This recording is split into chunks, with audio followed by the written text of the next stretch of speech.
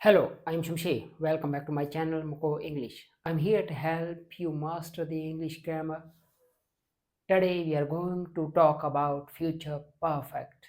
There is no future tense in the English language, so we are merely saying that these are the future expressions of time, and we are going to see how the future perfect expression is used in order to show the future time.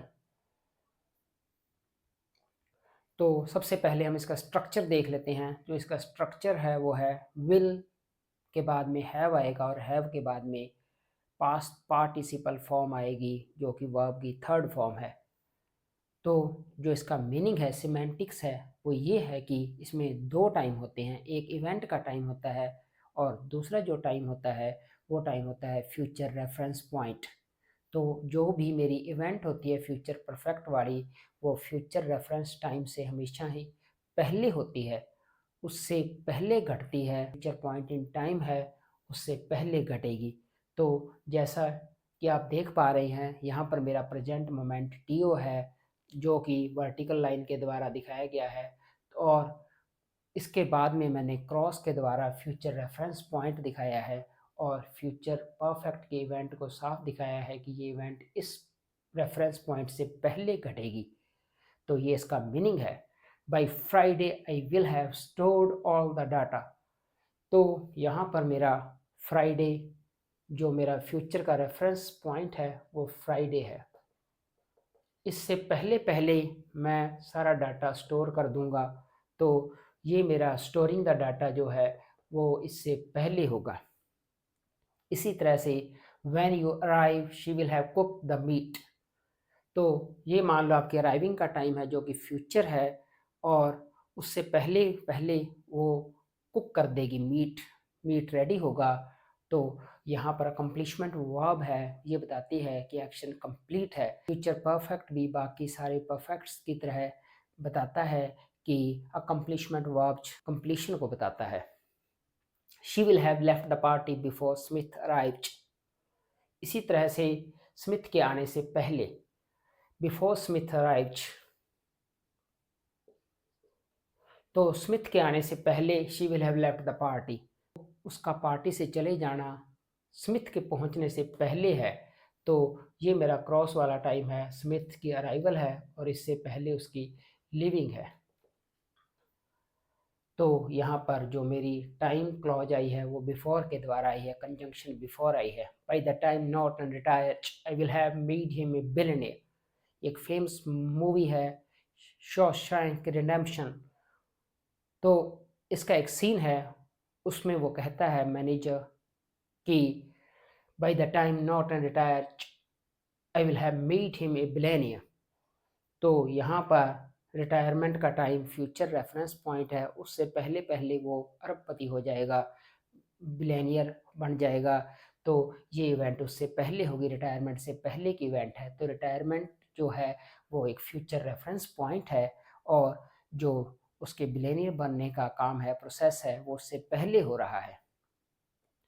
At 6 everyone will have read the instructions।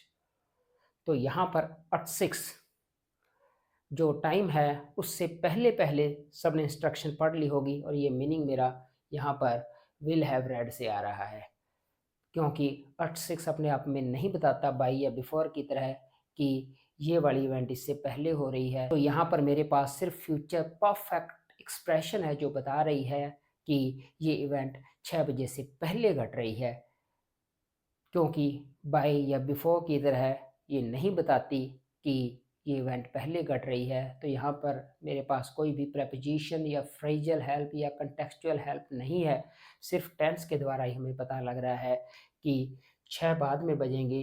जो future reference point है उससे पहले पहले सबने instruction पढ़ ली होंगी। अब मैं एक स्टेट वर्ब ले रहा हूँ फ्यूचर परफेक्ट के अंदर।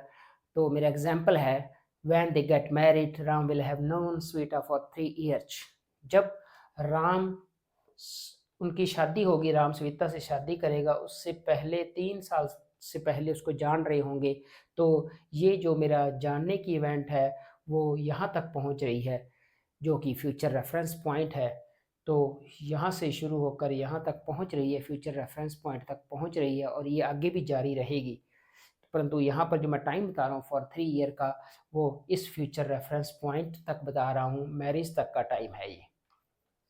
तो ये जो पूरी की पूरी ड्यूरेशन है वो फ्यूचर रेफरेंस पॉइंट जो मेरा है मैरिज का, वो उससे पीछे 3 साल तक है।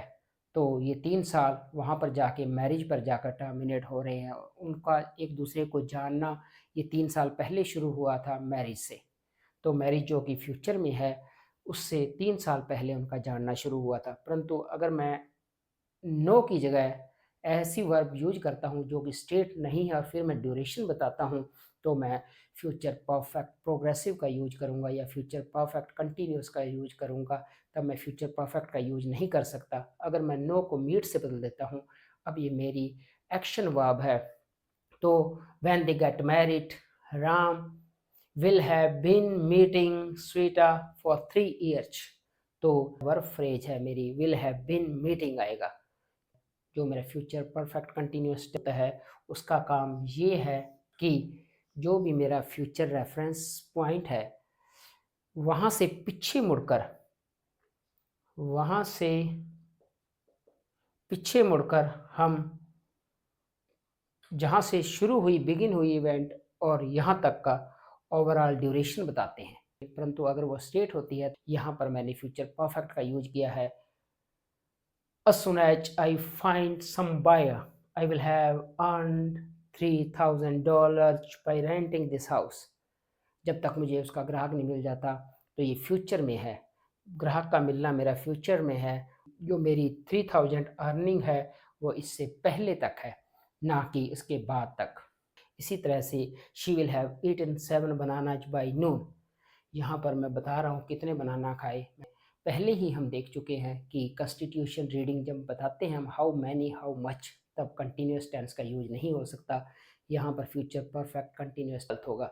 अगर मैं कहूँ she will have been eating 7 bananas by noon, तो ये गलत होगा।